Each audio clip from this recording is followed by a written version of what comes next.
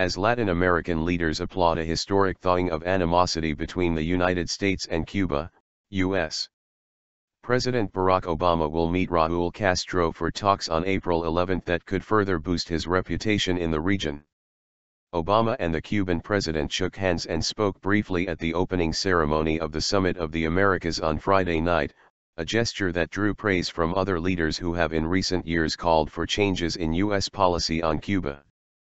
Even Venezuela's socialist president, Nicolas Maduro, toned down his usual anti-American rhetoric to hail the rapprochement as well as Cuba's attendance at the summit for the first time.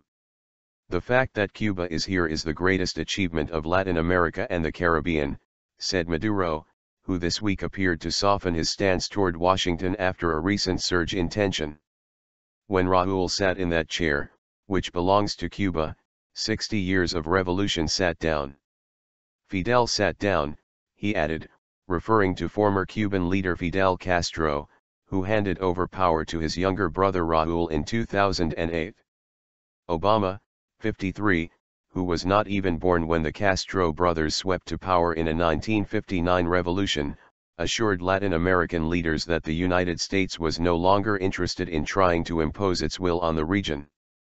Earlier on April 10, Obama met with opposition activists from across Latin America, including 2 Cubans, but there was very little media access to the session, curbing publicity of an encounter that could have annoyed Castro's communist government.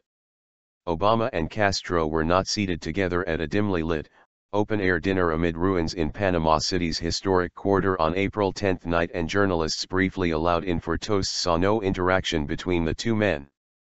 But the overall tone has been upbeat as Obama and the 83-year-old Castro move toward restoring full diplomatic relations and improving trade and travel ties following a dramatic policy shift announced by both men in December.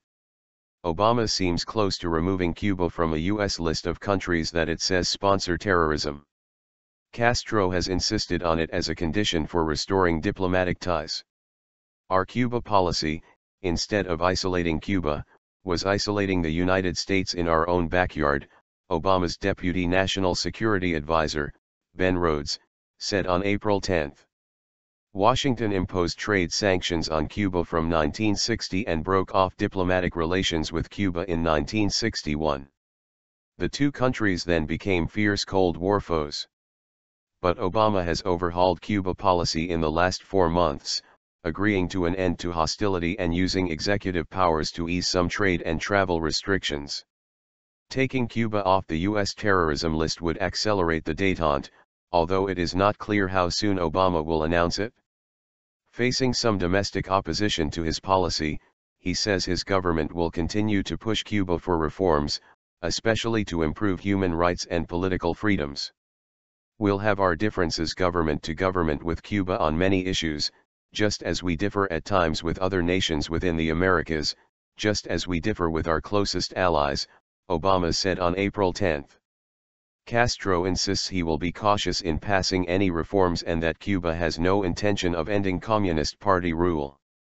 Obama can continue to ease specific sanctions, but the U.S. trade embargo against the island can only be overturned by the Republican-controlled Congress.